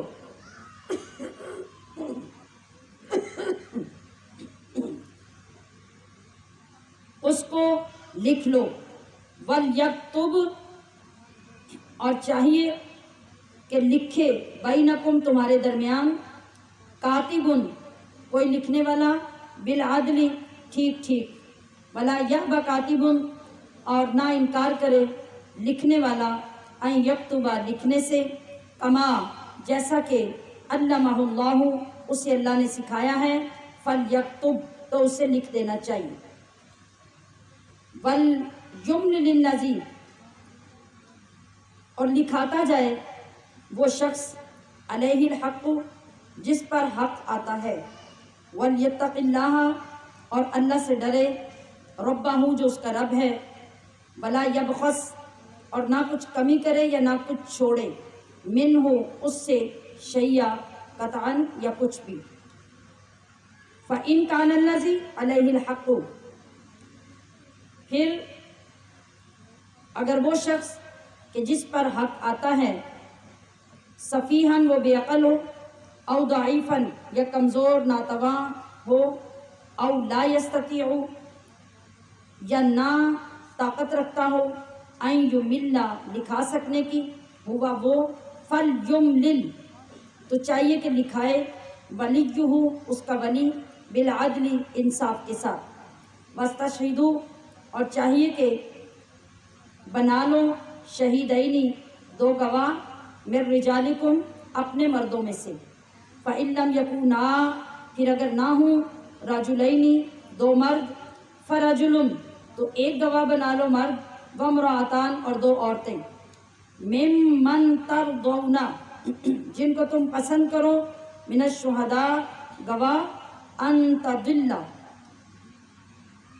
کہ کہیں بھول جائے، احداہما ان دو عورتوں میں سے ایک، فتذکر تو یاد دلا دے، احداہما ایک دوسری کو، ان دونوں میں سے ایک، الاخری دوسری کو، ولا یأبی الشہداء اور نہ انکار کریں گواہ، اذا ما دعوا جب ان کو بلایا جائے، ولا تسأموا اور نہ بھاری جانو، ان تکتبوہ کہ لکھت پڑھت کر لو یا لکھو، صغیراً چھوٹا ہو یعنی دین یا لینا دینا، وہ دین چھوٹا ہو، او کبیراً یا بڑا، الی اجلہ اپنی میعاد تک یا اس کی میعاد تک، ذالکم یہ، اقسط زیادہ انصاف کی بات ہے، عند اللہ اللہ کے ہاں، واقوم للشہادتی اور زیادہ درست اور ٹھیک رہے گی یہ گواہی، وَأَدْنَا اور یہ اس سے قریب ہے، اللہ ترتابو کہ کہیں تمہیں شبہ نہ پڑے، اللہ مگر، ان تکون تجارتاً یہ کہ ہو سودا یا تجارت، حاضرتاً دست بدست یا نقد، تدیرونہا بینکم جسے تم ایک دوسرے سے لیتے دیتے ہو یا دست بدست کرتے ہو، فلیس علیکم تو نہیں تم پر، جناح کچھ گناہ، اللہ تکتبوہا اس کے نہ لکھنے کا، واشہدوا تو گواہ کر لو، اذا تبایعتم جب تم خرید و فروخت کرو، ولا یضار اور نہ ضرر دیا جائے، کاتب لکھنے والے کو، ولا شہید اور نہ گواہ کو، وَإِن تفعلوا اور اگر ایسا کرو گے، فَإِنَّهُ فُسُوقٌ بِكُمْ تو یہ تمہارا فسق ہوگا، وَاتَّقُوا اللَّهَ اور اللہ سے ڈرو، وَيُعَلِّمُكُمُ اللَّهُ اللہ تمہیں سکھاتا ہے، وَاللَّهُ بِكُلِّ شَيْءٍ عَلِيمٌ اور اللہ ہر شے کو جانتا ہے۔ یہ جب تجارتی لینا دینا یا کوئی پارٹنرشپ یا کوئی بھی معاہدہ ایک دوسرے کے ساتھ کیا جاتا ہے، ذرا آپ دیکھیے، مضمون کی تو سمجھ آ گئی نا آپ کو، دیکھیے کہ کتنی باریکی سے اللہ نے یہ چیزیں ہمیں سکھائیں. آج کتنے بڑے بڑے فراڈ ہو جاتے ہیں. جس وقت ہم سگے بہن بھائی یا بڑے گہرے دوست بیٹھ کے کہتے ہیں چلو جی کی لکھنا لکھانا ہے کہڑا ایک دوجے تے اعتبار نہیں, اور پھر کیا ہوتا ہے وقت گزرتا ہے تو دنیا کیا دیکھتی ہے. وہ بندہ جو ایک وقت میں گہرا دوست اور اپنا سگا رشتے دار تھا وہ یوں آنکھیں پھیرتا ہے کہ جیسے کچھ جانتا ہی نہیں. وہ ایسا ڈھیٹ ہو جاتا ہے جیسے حیا کا نام و نشان ہی نہیں. وہ صاف منکر ہو جاتا ہے. آپ سوچئے ہم جس کو نیگلیکٹ کر رہے ہیں, انکار کر رہے ہیں کہ ہمیں اس کی کوئی ضرورت نہیں, اللہ نے اس پہ احتیاط کرنے کی کتنی تاکید سے وضاحت کے ساتھ آیتیں نازل کی. اور جب ہمارے ساتھ فراڈ ہو جاتا ہے پھر ہمیں یاد آتی ہے کہ ہم نے دین پہ عمل کیا ہوتا تو اچھا ہو. اب آپ دیکھ لیجئے کہ اللہ پاک نے کتنی ساری چیزیں, اب وقت چونکہ کم ہوتا ہے اور ڈیٹیل میں ہر چیز جو ذرا ثقیل ہو جاتی ہے اس کو سمجھانا مشکل ہو جاتا ہے. البتہ مختصر یہ کہ جب بھی کسی قسم کا کوئی ادھار معاملہ, دین جو ہے کسی قسم کا ادھار معاملہ آپ نے کیا, قرض کا لین دین کیا, کوئی چیز خریدی, زمین خریدی, گھر خریدا, زیور خریدے, کچھ بھی ہوا, تو ان ساری چیزوں کے لیے اللہ نے کیا طریقہ بتایا کہ 2 بندے گواہ بٹھاؤ اور ان معاہدوں کو اسٹامپ پیپر کے اوپر لکھ لو اور دستخط کروا لو تاکہ بوقت ضرورت تمہارے کام آئے. اگر ایسے وقت میں تمہارے پاس 2 مرد موجود نہیں تو 1 مرد اور 2 عورتیں رکھو, کیونکہ عورتوں کے اندر مردوں کی نسبت ایک تو بھولنے کا عنصر زیادہ ہوتا ہے, دوسرے عورت مرد کی نسبت کنفیوز زیادہ ہو جاتی ہے. 4-8 بندوں میں بات کرنی پڑی تو اس کا جسم کانپنا شروع ہو جاتا ہے, زبان کانپنی شروع ہو جاتی ہے اور اسے پتہ نہیں چلتا اس نے بات کیا کرنی ہے. اس لیے سپورٹ کے لیے کہا گیا کہ عورتیں 2 رکھو. اگر گواہی دیتے وقت اس کی زبان سے الفاظ پھسل گئے, بات غلط ہو گئی, بھول گئی, تو دوسری جو ساتھ ہوگی وہ اس کو یاد دلائے گی. اس لیے اگر مرد نہیں تو 1 عورت اور 1 مرد کافی نہیں ہوگا, 1 مرد اور 2 عورتیں کافی ہوں گی ایسی گواہی کے لیے. تو اگر وہ بندہ جو فریق ثانی ہے وہ اپنی بات کو لیتے دیتے لکھوا نہیں سکتا تو وہ املا کروائے. دوسرے بندے کو جو ایمانت دار ہے, دیانت دار ہے, اگر یہ خود پڑھا لکھا نہیں تو اس کو بٹھا کے اس سے بولتا جائے اور وہ لکھتا جائے اور اس طریقے سے اپنی دستاویز تیار کرے. اور اگر وہ بے وقوف ہے یا بڑھاپا اتنا زیادہ آ چکا ہے کہ اسے سمجھ ہی نہیں میں نے کیا بولنا ہے, تو پھر اس کا جو ولی ہے اس بندے کا, وہ ولی دیانت داری کے ساتھ, کہ وہ دھوکہ نہ کرے, اس کے ساتھ فراڈ نہ کرے, وہ دیانت داری کے ساتھ چیزیں لکھنے والے کو بول کر لکھوائے یا خود لکھ کر دے, اور جو گواہ ہیں وہ ان پہ سائن کر لیں اور پھر اس دستاویز کو سنبھالا جائے. جب بھی ضرورت پڑے اس کے ذریعے سے تم فتنے سے, دھوکے سے, فراڈ سے بچ سکو. آپ دیکھیے کہ کتنی گہری چیز, اگر میں ان کو ڈیٹیل میں بیان کروں تو ڈھیر ساری چیزیں بیان کرنے والی ہیں جس سے آپ کو سمجھ آئے کہ اللہ کریم نے ہمارے اوپر کتنا کرم کیا. ایک فریق کو بھی زیادتی سے بچایا, دوسرے کو بھی بچایا کہ کسی کے پاس بھی فراڈ کرنے کی گنجائش نہ رہے. اور گواہوں کے لیے بھی اللہ پاک نے نظام بنا دیا. تو کوئی شخص اگر دنیا میں جھوٹی گواہی دے گا, ہماری کچہریوں میں کیا ہے آج 500 روپے کی گواہی مل جاتی ہے, 1000 کی مل جاتی ہے, 5000 کی مل جاتی ہے. ایک بندہ جو باہر بینچ پہ بیٹھا ہوا ہے, صبح سے لے کے شام تک 50 بندے جو آ رہے ہیں اپنے کیسز لے کے, وہ ان سب کا رشتہ دار ہے, وہ سب کی جھوٹی گواہیاں دے رہا ہے اور وہ کمائی لا کے اپنی اولاد کو کھلا رہا ہے, اپنی بیوی بچوں کو دے رہا ہے, اس سے ماشاءاللہ اس کا خاندان بلڈ اپ ہو رہا ہے. تو سوچئے کہ وہ کون سا خاندان تیار ہو رہا ہے, حرام کھا کے, حرام گواہیاں دے کے, جھوٹی گواہیاں دے کے. جس بندے کو کسی کی شکل تک کا پتہ نہیں ہے وہ پوری گواہیاں وہاں کچہری میں بیٹھ کے دے رہا ہے. تو شریعت اس کی کتنی سخت پکڑ کر رہی ہے, گرفت کر رہی ہے کہ ایسی گواہیاں سراسر حرام اور سراسر گناہ کبیرہ. اور یہ بھی کہا گیا کہ اگر کوئی بندہ کسی موقع پہ گواہ بنا تھا, جب اس کی گواہی کی ضرورت پڑے تو یا تو وہ کسی دوسرے فریق کے ساتھ پیسہ کھا کے گواہی دینے سے انکار نہ کر دے, یا ویسے وہ سستی کی وجہ سے بلانے پر نہ آئے کہ گواہی نہ دے تو 2 خاندان فتنے کا شکار ہو جائیں. تو کسی گواہ کو ایسا کرنا روا نہیں ہے, بلکہ اپنی شرعی ذمہ داری سمجھ کے اس گواہ کو آ کے اپنی گواہی دینی چاہیے.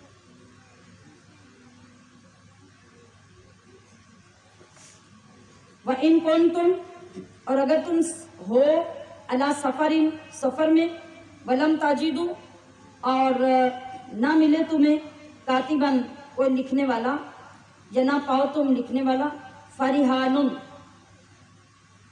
تو گروی ہو،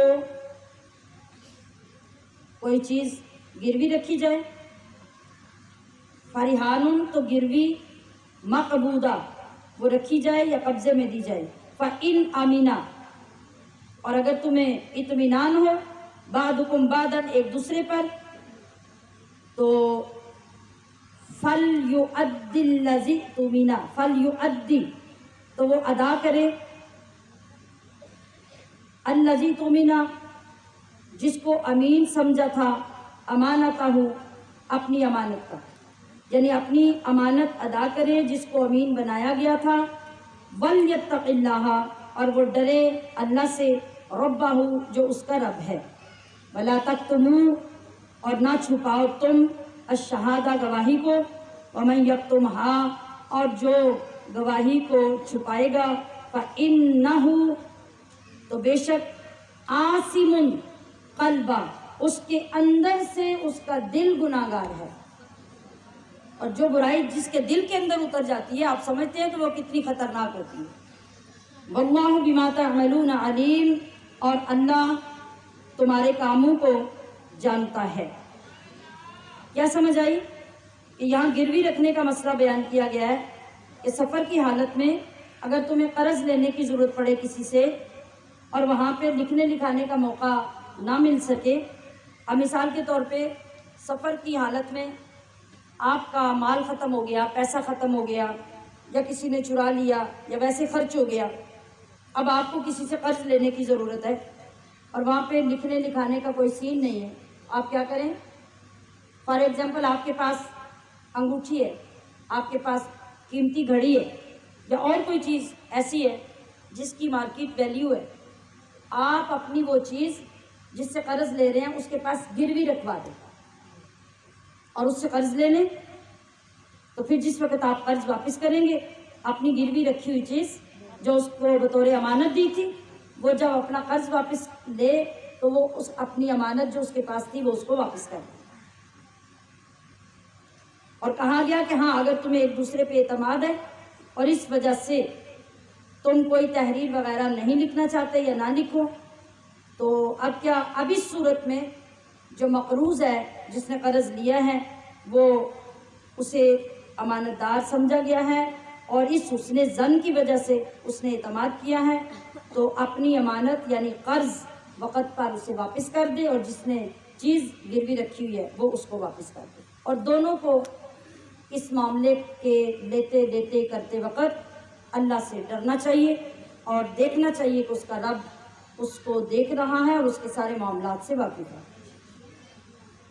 للہ ما فی السماوات و ما فی الارض اللہ ہی کا ہے جو کچھ آسمانوں میں ہے اور جو کچھ زمین میں، وَإِن تُبْدُوا اور اگر تم ظاہر کرو، ما فی انفسکم جو کچھ تمہارے دل میں ہے، او تخفوہ یا اس کو چھپاؤ، یحاسبکم بہ اللہ اللہ تم سے اس کا حساب لے گا، فیغفر لمن یشاء پس وہ بخشے گا جسے چاہے، ویعذب من یشاء اور سزا یا عذاب دے گا جسے چاہے، واللہ علی کل شیء قدیر اور اللہ ہر شے پر قادر ہے۔ یہ سمپل مضمون ہے، ہم نے جتنی چیزیں پیچھے پڑھی ہیں ان سب چیزوں کو کرتے ہوئے لیتے دیتے کماتے کھاتے پیتے ہر چیز میں ہر معاملے میں ہمیں یہ خیال اور تصور رکھنا چاہیے کہ ہم بھی اور ہمارے سارے معاملات بھی، زمین بھی آسمان بھی اور ان کے اندر پیدا ہونے والی مخلوقات بھی، یہ سب کی سب اللہ کے قبضے میں ہیں، سب کی سب اللہ کی ملکیت میں ہیں، ہم کسی چیز میں دستبردار نہیں ہو سکتے اور اللہ کے حکم کے خلاف کریں گے تو اللہ کی گرفت ہمارے لیے بڑی سخت ہوگی، اور اگر اچھا کریں گے تو پھر اللہ تعالیٰ تو ہر شے پہ قادر ہے، وہ اگر عذاب دے گا تو نیک کام کرنے والوں کو اپنے انعامات سے بھی نوازے گا۔ آمن الرسول ایمان لایا رسول، بما اس پر، انزل الیہ جو اترا اس کی طرف، من ربہ اس کے رب کی طرف سے، والمؤمنون اور ایمان والے، कुल्लुन आमना, सब ने माना, बिल्लाहि अल्लाह को, व मलाइकतिही और उसके फरिश्तों, व कुतुबिही और उसकी किताबों, व रसूलिही और उसके रसूलों को। किस तरह माना? ये ऐलान करके कि ला नुफर्रिकु, हम नहीं फ़र्क करते, बैन अहदिन, किसी एक में, मिर रसूलिही, रसूलों में। वक़ालू, और उन्होंने अर्ज़ की, समिअना, हमने सुना, व अतअना, और हमने माना या अताअत की, गुफ़रानका, तेरी माफ़ी हो, रब्बना, ए हमारे रब, व इलैकल मसीर, और तेरी ही तरफ पलट कर जाना है। यहाँ जो उसूल ईमान है और ईमान की जो बुनियादी ज़रूरियात हैं उनका ज़िक्र किया गया है। और ज़रूरियात ईमान के 4 मर्तबे हैं। कौन कौन से? एक, कुल्लुन आमना बिल्लाह, अल्लाह पर ईमान, व मलाइकतिही, फरिश्तों पर ईमान, व कुतुबिही, किताबों पर ईमान, व रसूलिही, और रसूलों पर ईमान। कितनी चीज़ें होगी? ये 4 मर्तबे बुनियादी तौर पे ईमान के बताए गए हैं कि उस वक़्त तक इंसान का ईमान कामिल नहीं होता जब तक इन 4 पर मुकम्मल ईमान नहीं लाएगा। और ला युकल्लिफुल्लाहु, ला युकल्लिफु, हम एक लफ्ज़ बोलते हैं कि अल्लाह मुकल्लफ नहीं करता। मुकल्लफ वो होता है जिसको किसी चीज़ की तकलीफ़ दी जाए या जिस पर किसी चीज़ का बोझ डाला जाए। तो ला युकल्लिफु, नहीं बोझ डालता, अल्लाहु, अल्लाह, नफ्सन, किसी जान पर, इल्ला वुस्अहा, मगर उसकी ताकत के मुताबिक। कोई सदमा, कोई तकलीफ़, कोई मुसीबत जब किसी बंदे पे आती है तो ये अल्लाह का निज़ाम और अल्लाह का ऐलान है कि हम किसी शख्स पर उसकी बर्दाश्त से ज़्यादा बोझ नहीं डालते। हम जब किसी से काम लेते हैं, फॉर एग्जाम्पल गधा गाड़ी है, आप उसके ऊपर जो सामान लादते हैं, कभी आपने रोड्स पे चलते हुए देखा होगा कि इतना बोझ उसके ऊपर लाद दिया जाता है कि थोड़ा सा जंप आ जाए ना और गधा वहाँ से गुजरने लगे तो गधा लटक जाता है और पीछे वाला सामान सारा ज़मीन पे आ जाता है। इतना बोझ होता है। ये क्या है? ये जुल्म है, ये जुल्म है। तो अल्लाह क्या फरमा रहा है? ला युकल्लिफुल्लाहु, हम जो अल्लाह की शान है वो ये है कि वो किसी पर इतना बोझ नहीं डालता, इल्ला वुस्अहा, कि वो उसकी ताकत से बढ़ जाए। तो इसके मुशाहिदे हमें खुद अपनी ज़िंदगियों से होते हैं। कभी हमारा इतना नुकसान हो जाता है, अल्लाह ना करे घर लुट गया, डाकू सब कुछ चुरा के ले गए, घर को आग लगी, घर में ऐसा अजीज, ऐसा महबूब रिश्ता हमारा छूट गया, एक्सीडेंट हो गया, फितरी मौत हो गई, एक भी हो गई, दूसरी भी हो गई, तीसरी भी हो गई। अब हमें ये लगता है कि दुनिया अंधेर हो गई और लोग देखने वाले भी कहते हैं कि ये तो पागल हो जाएगा, ये तो मर जाएगा, इतना सदमा, इतना सदमा। तो ये सब क्या है? उधर हम कुरान पढ़ते हैं, कुरान कहता है ला युकल्लिफुल्लाहु नफ्सन इल्ला वुस्अहा, कि हम तो उतना बोझ डालते ही नहीं। तो पता ये चला कि हमारी कैपेसिटी कौन जानता है? जिसने हमें बनाया।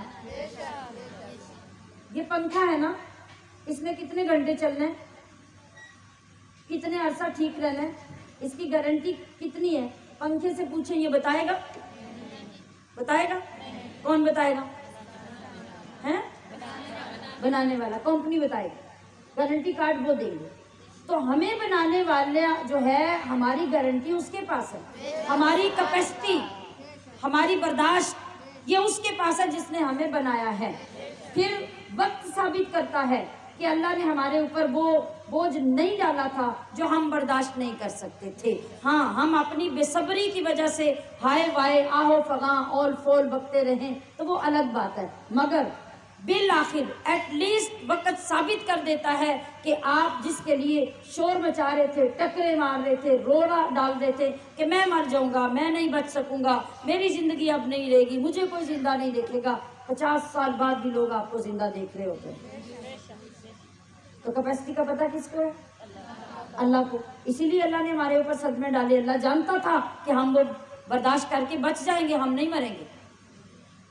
تو یہ یاد رکھیے کہ ہمارے اوپر جو بھی آزمائش آئے، صرف اس سے ایک بات کو یاد رکھ لیں کہ اگر اللہ نے ڈالی ہے تو اللہ ہمیں اس سے گزار دے۔